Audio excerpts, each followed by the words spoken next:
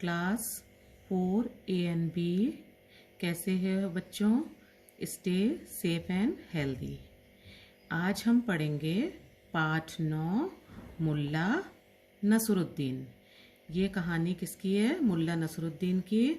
अगर हम किसी भी चीज़ को, अगर हम किसी भी परिस्थिति में फंस जाते हैं, अगर हम बुद्धिमानी से, अपनी सूझबूझ से और समझदारी से काम लेते हैं तो हम किसी भी मुसीबत से बाहर आ सकते हैं। आज हम इस कहानी में ये ही पढ़ेंगे। मुल्ला नसरुद्दीन बहुत ही बुद्धिमान व्यक्ति था। वह हर परिस्थिति का सामना बड़ी ही समझदारी से करता था। ये कहानी किसकी है? मुल्ला नसरुद्दीन की। वह एक बहुत बुद्धिमान व्यक्ति था और अपनी किसी भी परिस्थिति का, अच्छी परिस्थिति, बुरी परिस्थिति का सामना बहुत समझदारी से करता था। उसके कई किस्से मशहूर हैं। एक बार मुल्ला नसरुद्दीन ने गांव के साहूकार से कुछ रुपए उधार लिए। मुल्ला समय पर वह उधार नहीं चुका पाया। एक बार क्या हुआ, मुल्ला नसरुद्दीन ने गांव के साहूकार से कुछ पैसे उधार ले लिए और लेकिन उन पैसों को वो वादा करके समय पर नहीं दे पाया। साहूकार ने उसे कई बार उधार चुकाने के लिए कहा पर वह उसका उधार नहीं चुका पाया। एक दिन दोनों में जमकर बहस हुई पर कोई हल नहीं निकला। साहूकार ने तंग आकर इसकी शिकायत बादशाह से कर दी। बादशाह ने मुल्ला को दरबार में बुलाया। मुल्ला बेफिक्री के साथ दरबार में पहुंचा। बेफिक्री मतलब कोई चिंता न होना, बिना चिंता के, बिना डर के वो दरबार में पहुंच गया। जैसे ही मुल्ला दरबार में पहुंचा वह साहूकार बोला, बादशाह सलामत, मुल्ला ने बहुत महीने पहले मुझसे 500 दिनार बतौर कर्ज लिए थे, अब तक नहीं लौटाए हैं। मैंने इससे कई बार मांगे पर हर बार यह कोई ना कोई बहाना बना देता। मेरी आपसे विनती है कि बिना किसी देरी के मुझे मेरे रुपए वापस दिला दीजिए। अब उसने क्या करा, साहूकार ने शिकायत जो थी वो राजा बादशाह से कर दी और बादशाह ने दोनों को दरबार में जब बुलाया और बोला कि तुम जो हो इसके रुपए वापस कर दो। अब देखना वो कितनी समझदारी से इसका जवाब देता है।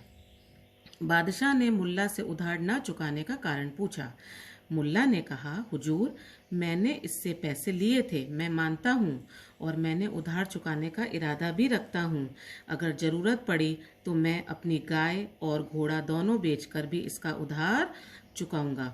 अब मुल्ला ने बादशाह से क्या बोला, वो मान गया अपनी गलती। उसने ये बोला कि मैंने उधार भी लिया है और मैं उधार चुकाने का इरादा भी रखता हूँ, मैंने उसको वादा भी किया है। अगर ज़रूरत पड़ी तो मैं अपनी गाय घोड़ा दोनों को बेचकर भी इसका उधार चुका दूंगा।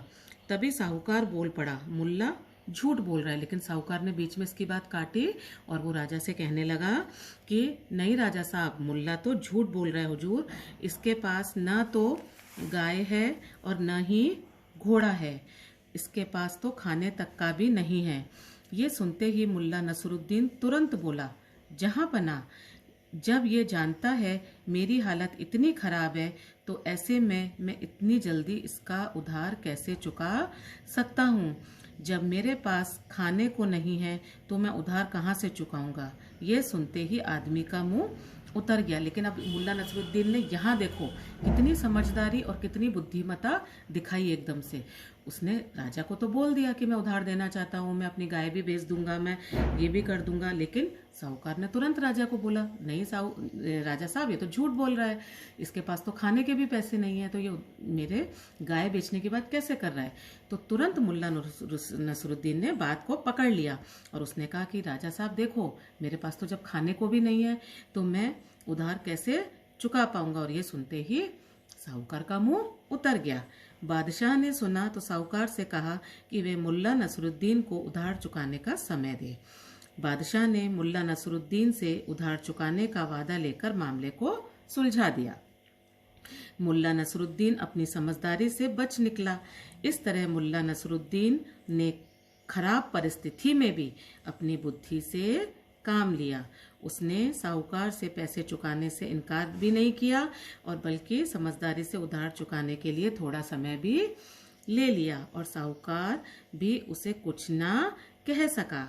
इस कहानी से हमें क्या शिक्षा मिलती है कि जब हमारे पास कोई भी कठिन परिस्थिति होती है या हमारा बुरा वक्त आता है तो हमें डरना या घबराना नहीं चाहिए, बल्कि हमको ऐसी परिस्थिति में बुद्धिमत्ता से और समझदारी से काम लेना चाहिए। समझ में आया बच्चों आपको ये पाठ?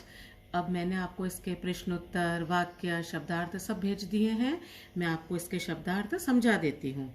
बादशाह राजा, बुद्धि दिमाग, साहूकार लोगों को ऋण देने वाला, बेफिक्री कोई चिंता ना होना, वादा वचन। Thank you. God bless you children.